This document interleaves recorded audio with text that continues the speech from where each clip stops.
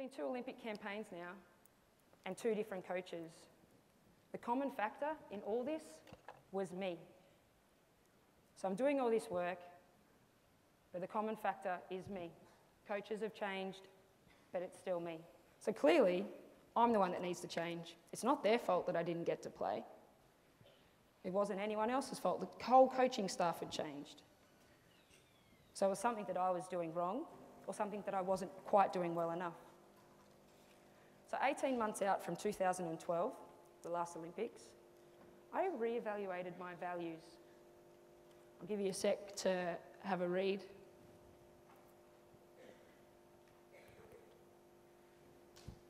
So I had to work out what was important to me. What are my values? What do I stand for?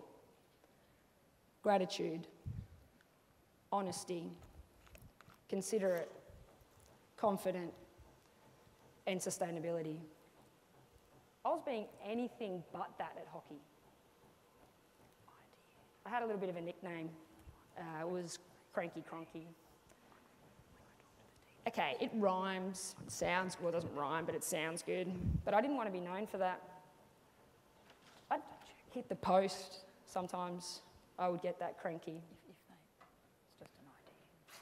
I sat down with my psych and we spoke about my values. And through that, he asked me some questions about my life. How do I live my life? What do I do if I make mistakes in my life? And what I got out of that was my values changed from being words to being a gut feeling. And what those values actually meant to me. I was extremely lucky because after that conversation, we had a game the next day. So I went to that game and I always write my goals on my stick. That's actually the stick that I took to the Olympics, and that is actually my goals from the last game. But this game, after this chat with the psych, I had added a new goal to my stick. Life. Whoop. It was life. What did my values mean to me in my life? And I wanted to bring that to hockey. So I played that game with that gut feeling of what my values were and how important they were to me outside. After that game, the coach came up to me and he said, "Remember that game? Because that's how I want you to play."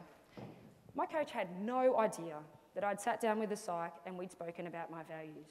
But to get that positive feedback straight away was enough for me to realise this stuff is really, really, really important.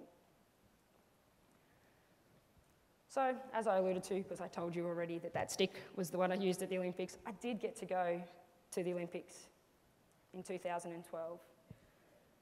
I'm extremely grateful for this opportunity because that's the best tournament I have ever played, and I only let in 2 goals for the entire tournament. 6 games, 2 goals. You can ask me after whether I saved this shot or not. Now, I think if I hadn't have sat down and I hadn't have reevaluated where I was at, then I wouldn't have been able to be that consistent throughout the Olympics.